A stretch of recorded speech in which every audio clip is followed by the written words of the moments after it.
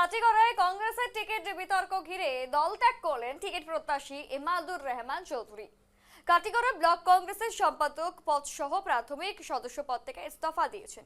পাশাপাশি নির্দল প্রার্থী হিসেবে নির্বাচনী প্রতিদ্বন্দ্বিতা করার ইঙ্গিত দিয়েছেন তিনি। ইমাদুর রহমান চৌধুরী অভিযোগ করেছেন, দীর্ঘদিন থেকেই দলের সঙ্গে যুক্ত থাকা সত্ত্বেও এবারের নির্বাচনে তাকে অন্যান্য দলীয় দাবি দাবাদের সম্পূর্ণ উপেক্ষা করা হয়েছে। কংগ্রেস হাইকমান্ড বিজেপির ত্যাগী অমর চাঁদ জৈনকে প্রার্থী ঘোষণা করায় ক্ষোভ এবং অভিমানে তিনি সিদ্ধান্ত নিয়েছেন। তিনি আরো জানান, তৃণমূল স্তরের কর্মীদের মতামতকে গুরুত্ব না দিয়ে বারবার বহিরাগত প্রার্থী চাপিয়ে দেওয়া হচ্ছে, যা দলের সংগঠনের জন্য অত্যন্ত ক্ষতিকর। ইমাদুর রহমান চৌধুরী এই পদক্ষেপ কাটিগড়া নির্বাচনী সমীকরণের নতুন মাত্রা যোগ করতে পারে বলে অনুমান করছে রাজনৈতিক বিশেষজ্ঞরা।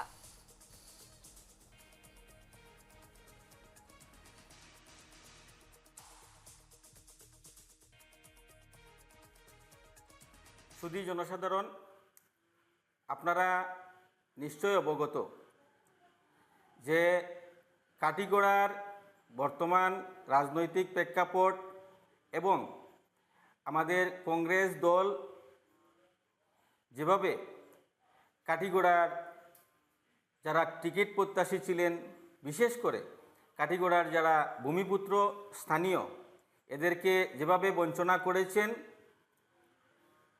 তারই পরিপ্রেক্ষিতে আমার এই আবেগঘন মুহূর্তে আমি আপনাদের সামনে এই ভিডিও বার্তা দিতেছি। আপনারা জানেন যে কাটিগড়ার থেকে আমরা 5 জন কংগ্রেসের টিকিট প্রত্যাশী ছিলাম, তার মধ্যে আমিও একজন।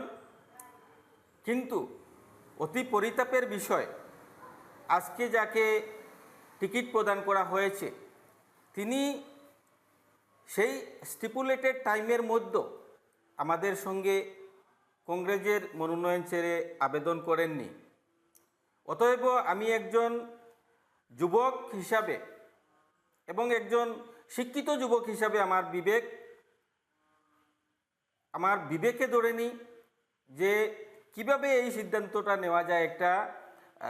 একটা রাষ্ট্রীয় রাজনৈতিক দলে প্রিন্সিপাল বা ডিসিপ্লিন কি এই হয়?